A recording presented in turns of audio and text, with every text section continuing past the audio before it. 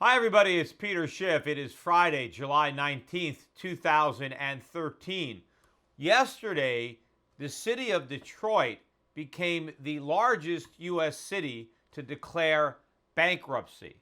It was ironic on the very day that this former industrial powerhouse of a city that was built by capitalism and destroyed by government, not just on the federal level, but on the local level, the same day that former industrial giant was declaring bankruptcy, the Dow Jones Industrial Average somehow managed to make a new all-time record high.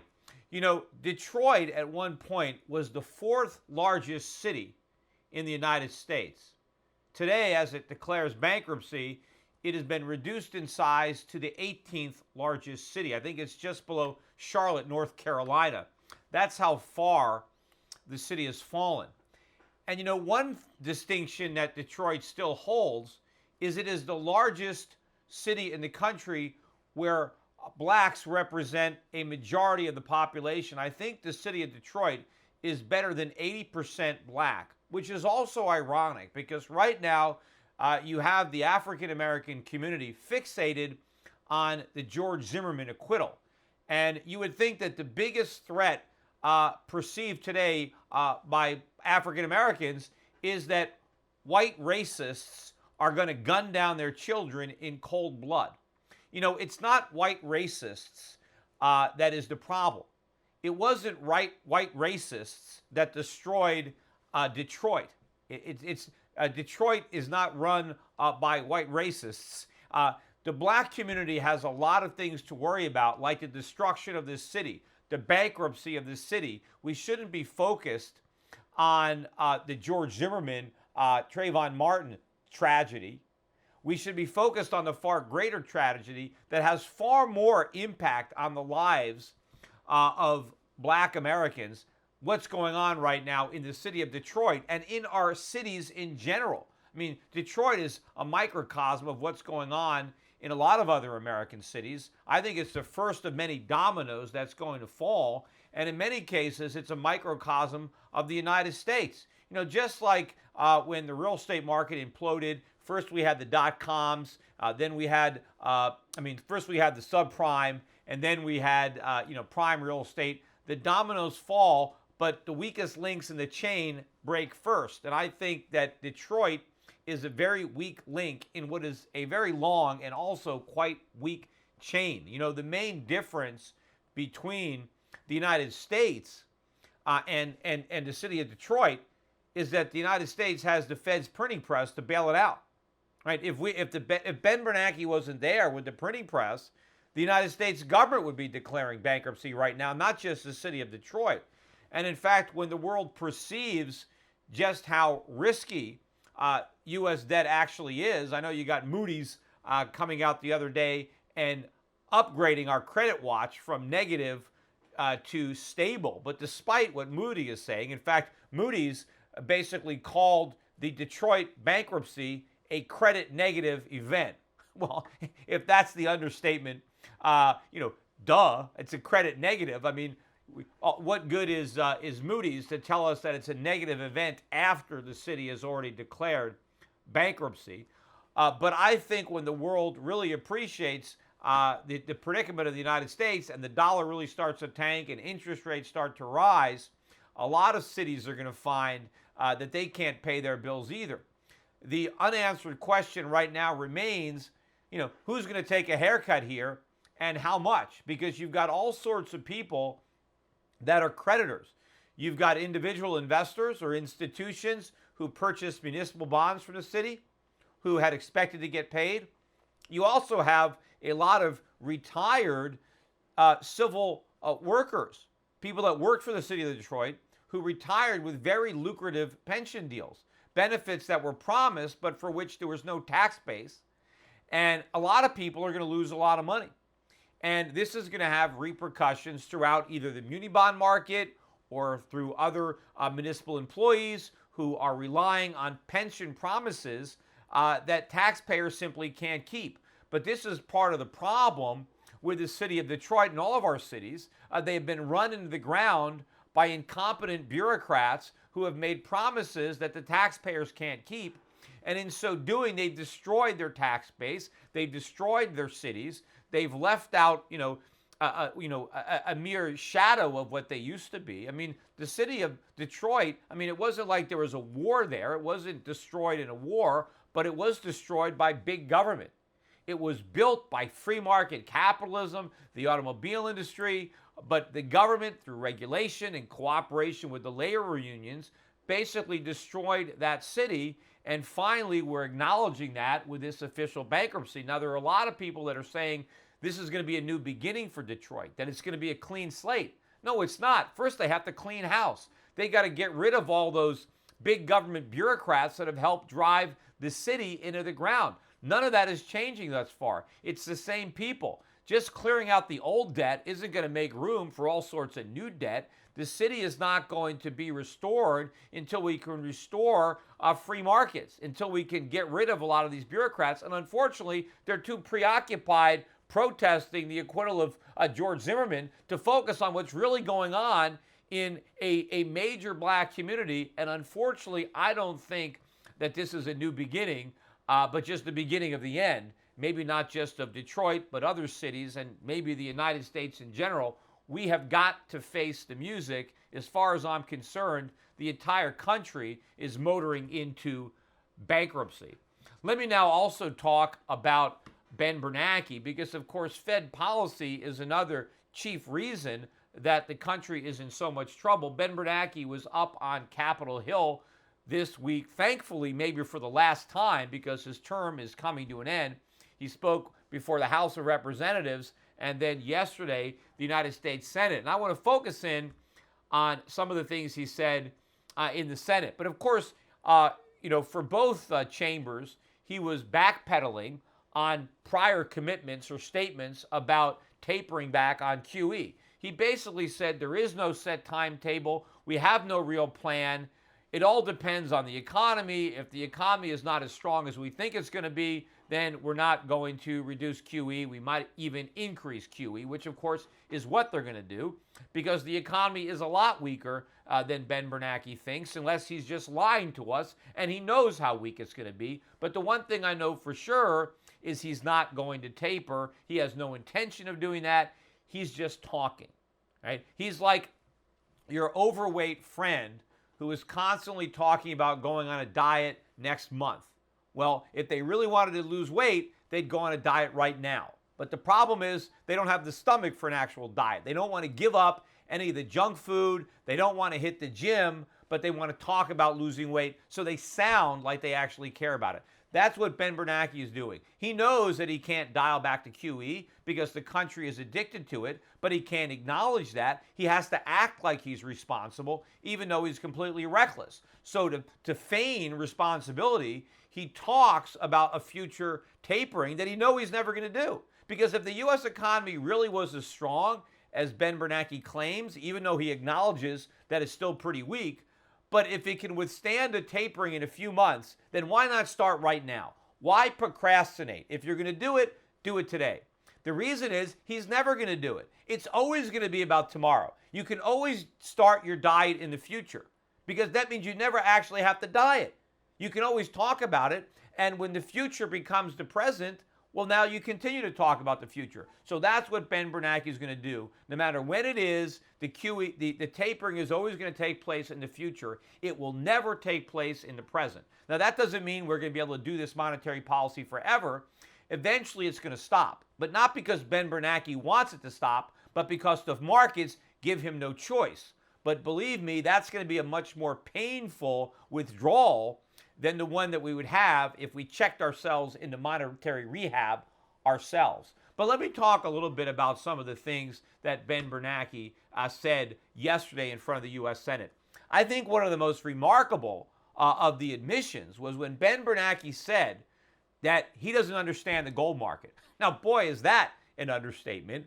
But think about this. Ben Bernanke, the head of the Federal Reserve, admitting that he doesn't understand gold. And not only does he not understand gold, but according to Ben Bernanke, nobody understands gold. Now, Ben Bernanke's predecessor Alan Greenspan, understood gold very well. In fact, when he was chairman, he talked about the fact that he watched the gold market every day as an indicator of whether or not his monetary policy was correct. He used to say that if gold was above $400 an ounce, that he was being too loose, and if it was below 300, well, he was being too tight. And so he recognized the signals that the gold market was sending. In fact, he often talked about the fact that the central banks now had so much credibility that the central bankers were now providing the discipline that used to be provided by gold. So Alan Greenspan understood gold. I'm sure he still understands gold. Maybe he's amazed to find out that his protege is clueless when it comes to gold. I mean, did Ben Bernanke and Alan Greenspan, I'm sure they had lunch together a lot when they were both working together at the Fed. Didn't gold ever come up? I mean, maybe if Alan Greenspan didn't realize how clueless Ben Bernanke was about gold, he would have spent a few minutes educating his lieutenant there so he would understand something as important as gold. He is the head of a central bank. Gold is a monetary asset. Central banks hold gold as reserves. The United States has more gold reserves than any other country. How can our chief central banker admit he doesn't understand gold? I mean, that's kind of like somebody who's driving a car, maybe a taxi cab driver or a bus driver, saying that he doesn't understand the rules of the road. Like he doesn't know what red lights mean or green lights or stop signs. I mean, can you imagine a guy driving and having no clue what the road signs mean or what the lights mean? Imagine all the accidents the guy was going to get into. That's what's going to happen when you're trying to run a central bank and not understanding gold, the role of gold. Or maybe it's kind of like a coal miner having no idea what that canary is doing in a coal mine. You know, maybe the canary drops dead and the coal miner is like, what's up with that canary? And just going about his day. I mean, if he doesn't understand the canary and the canary drops dead, if he doesn't get out of that mine, he's going to die too. You know, gold is very important for a central banker. It tells you, is your monetary policy correct? Are you too easy? Are you too tight? Is there confidence in the currency? Yet for Ben Bernanke to claim he doesn't understand it at all and he doesn't think anybody understands gold, I mean, that is a shocking statement that really should send people scrambling to buy as much gold as possible. Because if he doesn't understand gold, and gold's going to keep going up and up and up, and he doesn't understand that to mean that he's too easy, that he's printing too much money. If Ben Bernanke doesn't care how high the price of gold goes, you know one thing, the price of gold is going a lot higher. And if Greenspan used to say that gold above 400 meant that he was too loose, what does it mean when it's above 1,300? Of course, at one point, it was above 1,900, although there was one time during the Q&A where Ben Bernanke did admit that he thought that the weakness in the price of gold was somehow a sign that people weren't as worried and that maybe people had more confidence in his policies. But of course, when the price of gold was rising to $1,900 an ounce, he never noticed that that was some kind of, thumbs down on his policy, that the market was expressing concern about what he was doing. But somehow he is taking comfort in the fact that the price of gold has gone down, but somehow he still doesn't understand it anyway. And of course, when he did talk about people buying gold, he said they were buying it as disaster insurance, like it was some kind of like fire insurance or flood insurance. The disaster they're worried about is a monetary disaster that Ben Bernanke is in the process of creating. It's not just any old random disaster. Gold is about inflation. It's about money creation. But then again, Ben Bernanke doesn't understand gold, so maybe he doesn't understand why it's rising, and he's not even smart enough to be concerned about the fact that it's rising. Now, of course, gold isn't the only thing that Ben Bernanke doesn't know anything about. He also doesn't know anything about the Great Depression, which is interesting because, he claims to have devoted his entire life to studying it, and in fact, he is guiding us out of this Great Recession based on his supposed expertise in that era. What he said to the U.S. senators in response to a question about whether or not his monetary policies were distorting the markets. Now, the crazy thing is he said no. He was asked whether his cheap money and quantitative easing was distorting the bond markets, interest rates, the housing market, And he actually said no. I mean, how could he say no? That's the very reason he's doing it. He is trying to distort the markets because he doesn't like the results that are obtained in a free market. He thinks mortgage rates are too high. He wants them to come down. He thinks real estate prices are too low. He wants them to go up. He wants the stock market to go up. He thinks long-term interest rates are too high. He wants them to come down. Everything he's doing is a distortion of the markets. He is redirecting capital from where the market would put it to where Ben Bernanke wants it to go. The country is replete with malinvestment, and he is the one that is causing it, yet he sits there in front of senators and says that my monetary policy is not distorting anything. But meanwhile, he claims credit for his monetary policy causing real estate prices to rise or stock prices to rise. So he's distorting the markets without even knowing it, but when he's asked point blank if he's doing it, he denies it. I mean, how dumb does he think we are? I mean, he just tells one lie after another because he knows that it sounds a lot better than the truth, even if the lies are so incredible. But I guess the senators, maybe they don't know enough about anything to understand that he's lying, or if they know, they're too afraid to actually point it out. But he said there were no distortions, but then he went back to the Great Depression, right? Because he said, there were people back in the 1930s who actually thought that recessions, depressions were good for the economy because they purged the market of imbalances. It was cleansing. And he said they were called the liquidationists, which is true. They were called the liquidationists. But then he implied that it was their fault. They're the reason we had a Great Depression. And we've learned that we don't do that anymore. Well, the problem is the liquidationists that he's referring to, we ignored what they said. That's the problem.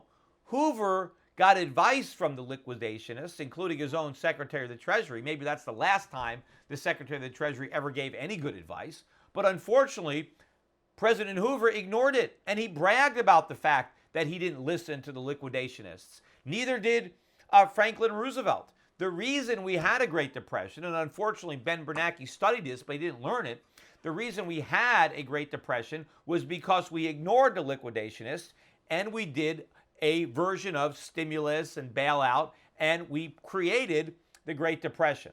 Now, unfortunately, Ben Bernanke learned nothing from that experience or from reading about that time period, and we are repeating all the mistakes that caused the Depression. We're ignoring the cures that would have prevented it. The bigger problem is the mistakes that we're making are much bigger, on a much grander scale than the ones that were made by Hoover or Roosevelt. So I think, unfortunately, the Greater Depression that we are in the process of creating is going to be even worse than the one that Ben Bernanke studied and where he thought he learned something, but unfortunately he's proven, even with his statements in front of the U.S. Senate, that he didn't learn anything. Also, another amazing admission, although I think he's admitted this before, but he was asked about the CPI and whether or not the CPI was understating inflation, which, of course, it's understating it dramatically. But Ben Bernanke actually said not only is the CPI not understating inflation, but that is likely overstating inflation. In other words, that the low inflation rates that are being officially reported, these 1% to 2% rates, that according to Ben Bernanke, it's actually lower than that. And then he also brought up the supposed qualifications of the statisticians that work for the Department of Labor who are keeping track of the CPI, and he said they're highly skilled, highly trained, and educated economists. I mean, did he just make that stuff up? I mean, why would you need to have a highly skilled and trained economist just to add up the numbers?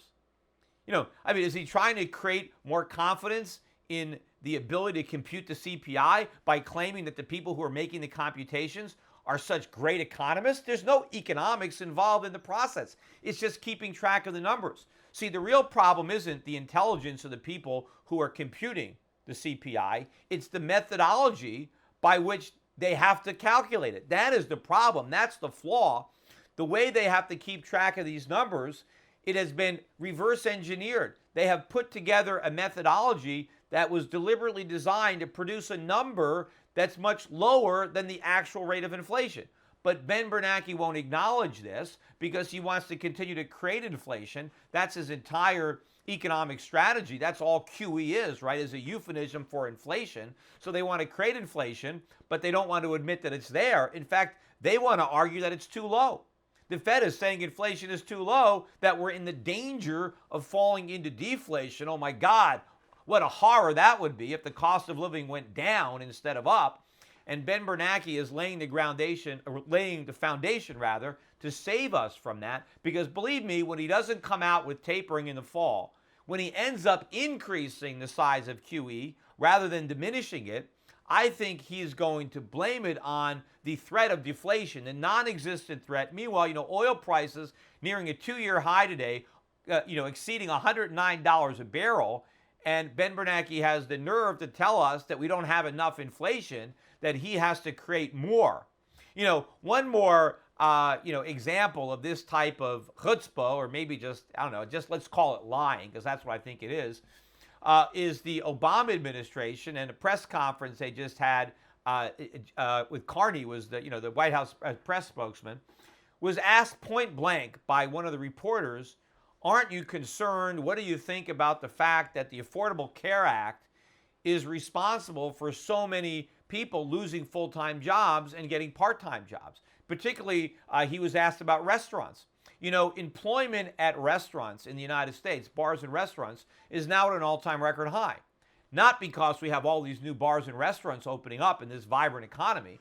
It's because so many owners of bars and restaurants can't afford Obamacare. And so what they're doing is they're getting rid of full-time workers and replacing them with part-time workers. And so since each worker is working fewer hours, they need to employ more people. So that's why you have all this growth. You have record high part-time jobs as you have a big decline in full-time jobs. Now, this isn't a coincidence.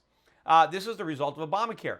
But White House press secretary said point blank to this reporter that there is no evidence whatsoever that the Affordable Care Act is having any influence on employment. There's no evidence at all that any full-time jobs have been lost, or that anybody is going out of their way to hire part-time people and avoid full-time people out of a desire to limit their exposure to the Affordable Care Act.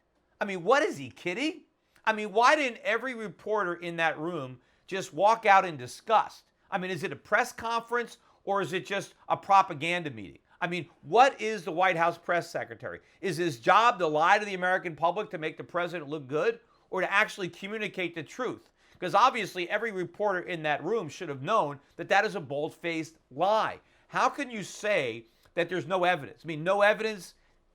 That's all there is evidence. I mean, you've actually got the restaurant industry, spokesmen for the industry, coming out and saying, this is why we're laying people off. This is why we have all these part-time workers. Companies are saying this. I mean, does he think it's just a mass coincidence that this is happening? Most employers would prefer full-time workers, but they can't afford it anymore because of the Affordable Care Act. Most employees want full-time jobs, but now they can't get them because of President Obama. Yet his spokesman, he has the nerve to tell a room full of reporters and the American public that there is no evidence, zero evidence, that that particular policy is depressing employment and causing companies to prefer part-time over full-time. I mean, really? Really? If there's no evidence of this at all, why did the president decide to postpone for a year the requirement that companies with more than 50 workers have the health care or face a penalty? If there's no problem, why did he postpone it? He obviously knows that there's a problem, but he refuses to admit it, so he sends his press secretary out there to lie on his behalf, to lie to the American people that he supposedly represents, so that he can look better politically and maybe help his friends win at the midterm elections. So we've got the president lying to us. We've got the chairman of the Federal Reserve lying to us. All these government officials are lying, and the public is swallowing this hook, line, and sinker. Hopefully the people who are listening to this video blog, that listen daily to my radio show at schiffradio.com, you're going to know the truth. You don't have to listen to the government lies, or you might listen to them, but you're not going to believe them. You're going to tune in to this video blog or my radio show and others that are speaking the truth because more and more people have to understand why our cities are going bankrupt and why the United States is just one printing press away from being the United States of Detroit. That's all for now. Take care, everybody. Bye-bye.